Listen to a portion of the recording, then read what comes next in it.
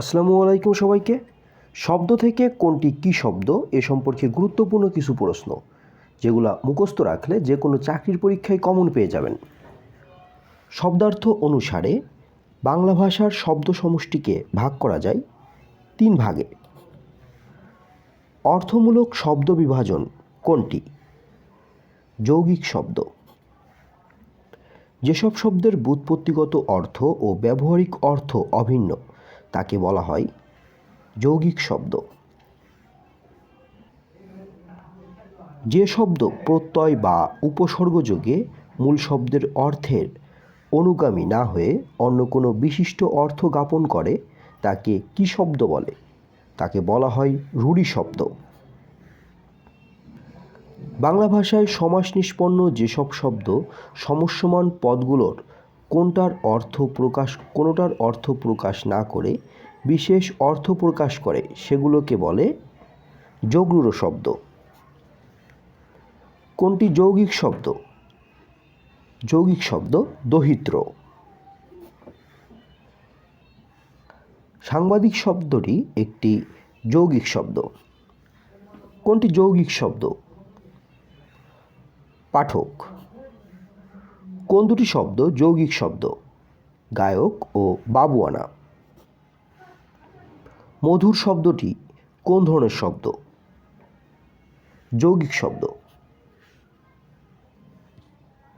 মিতালি কোন প্রকৃতির শব্দ? যৌগিক শব্দ।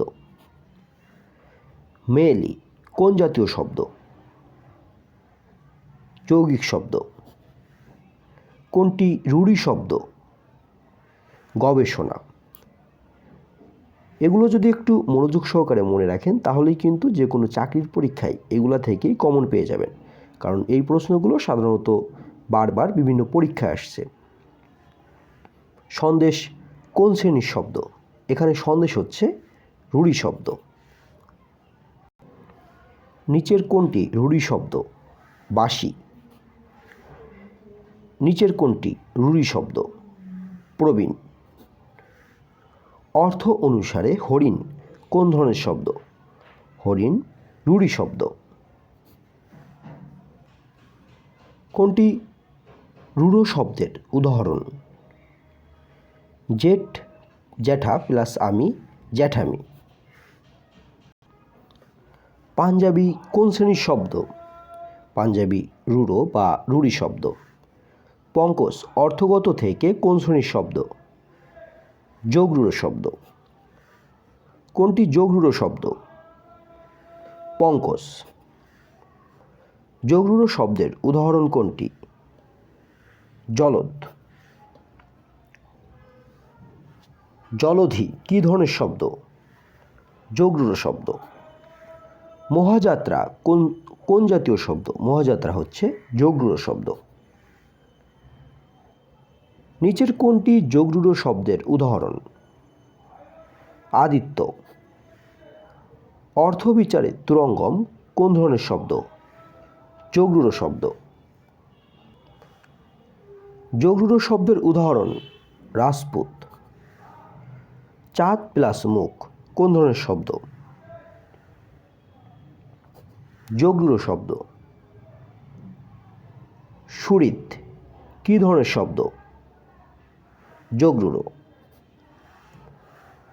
কোনটি যোগরূঢ় শব্দ নয়? যোগরূঢ় শব্দ নয় তৈল। ব্যুৎপত্তিগতভাবে বা উৎসগত বিচারে বাংলা ভাষায় শব্দকে কয়টি ভাগে ভাগ করা হয়েছে? 5টি ভাগে। বাংলা ভাষায় শব্দগুলোকে কয়টি ভাগে ভাগ করা যায়? 5 ভাগে। বাংলা ভাষায় নিচের কোন প্রকার শব্দের পরিমাণ সর্বাধিক? বাংলা ভাষায় সবচেয়ে বেশি পরিমাণ শব্দ আছে তদ্ভব শব্দ। বাংলা ভাষার শব্দ সম্ভারে দেশি শব্দের ব্যবহার শতকরা 2%। বাংলা ভাষার শব্দ সম্ভারে বিদেশি শব্দ কত ভাগ এসেছে? বিদেশি শব্দ এসেছে 8%। বাংলা ভাষায় সবচেয়ে বেশি শব্দ এসেছে ফার্সি থেকে। তৎসম শব্দ বলতে কি বোঝায়?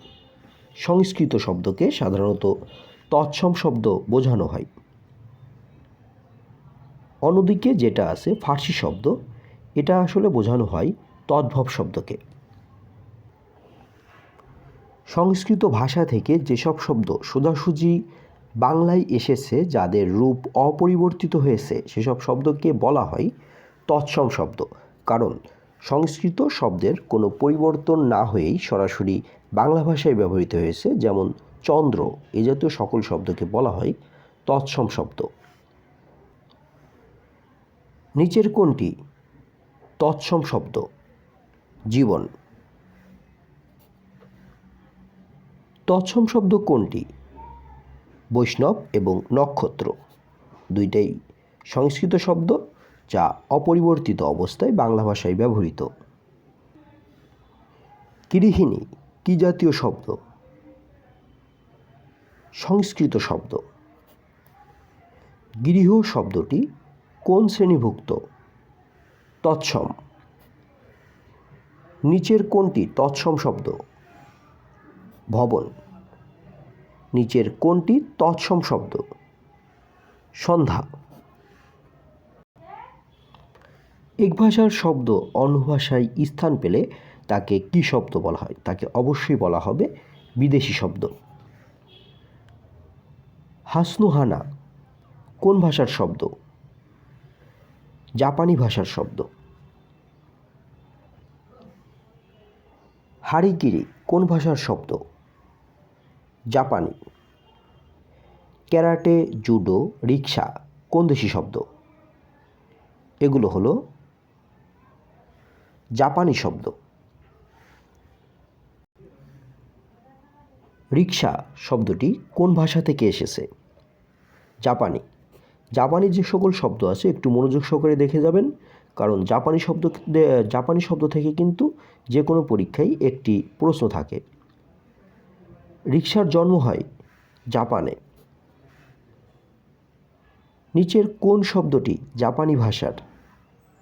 রিক্সা। কোনটি জাপানি ভাষার শব্দ নয়? চামেলি। লুঙ্গি কোন ভাষার শব্দ? বর্মী ভাষার শব্দ। চাহিদা শব্দটি কোন ভাষা থেকে বাংলা ভাষায় এসেছে? পাঞ্জাবি। কাকাতুয়া শব্দ কোন ভাষা থেকে এসেছে? মালয়। আইল ও কিরিস কোন ভাষার শব্দ? মালয়। খদ্দর শব্দ বাংলা ভাষায় এসেছে গুজরাটি থেকে।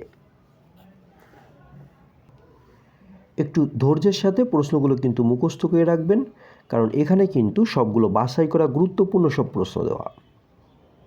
হরতাল কোন ভাষার শব্দ? গুজরাটি। নিম্নের কোন শব্দটি গুজরাটি? হরতাল। কোন শব্দটি আরবি ভাষা থেকে আগত? অজুহাত। অজুহাত শব্দটি মূলত কোন ভাষার? আরবি। এলাচ শব্দটি কোন ভাষা থেকে আগত? আরবি। কবর শব্দটি কোন ভাষা থেকে আগত? আরবি। কেচ্ছা কোন ভাষার শব্দ? আরবি। কোরবানি কোন ভাষার শব্দ? আরবি। আরবি শব্দ কোনটি? কলম। কোনটি মিশ্র শব্দ? চৌহদ্দি। এখানে চৌহদ্দি শব্দটি ফার্সি প্লাস আরবি ভাষা মিলে গঠিত। চৌ হচ্ছে ফার্সি ভাষা এবং যে হদ্দি আছে এটা হচ্ছে আরবি ভাষা। চৌহদ্দি শব্দটি কোন কোন ভাষার শব্দে মিলে রয়েছে? এটা অবশ্যই হবে ফার্সি এবং আরবি। বেটাইম শব্দটি গঠিত হয়েছে ফার্সি ও ইংরেজি শব্দে। বে হচ্ছে ফার্সি ভাষা এবং টাইম হচ্ছে ইংরেজি ভাষা। নিচের কোনটি মিশ্র শব্দ নয়? হেডমাস্টার। হাট বাজার কোন ভাষা থেকে অর্থাৎ কোন কোন ভাষার শব্দ নিয়ে গঠিত? বাংলা ও ফার্সি। হাট হচ্ছে খাঁটি বাংলা ভাষা এবং বাজার হচ্ছে ফার্সি ভাষা। শাকসবজি শব্দটি কোন দুইয়ের মিলন? তৎসম প্লাস ফার্সি। হেডমৌলবী কোন কোন ভাষার শব্দযোগে গঠিত হয়েছে? ইংরেজি প্লাস ফার্সি ভাষা। হেড হচ্ছে ইংরেজি ভাষা, মৌলবী হচ্ছে ফার্সি ভাষা। কোনটি মিশ্র বা সংকর শব্দের উদাহরণ? হেড মৌলবী। হেড পণ্ডিত কোন শ্রেণীর শব্দ? এটা মিশ্র শব্দ। নিচের কোনটি মিশ্র শব্দ?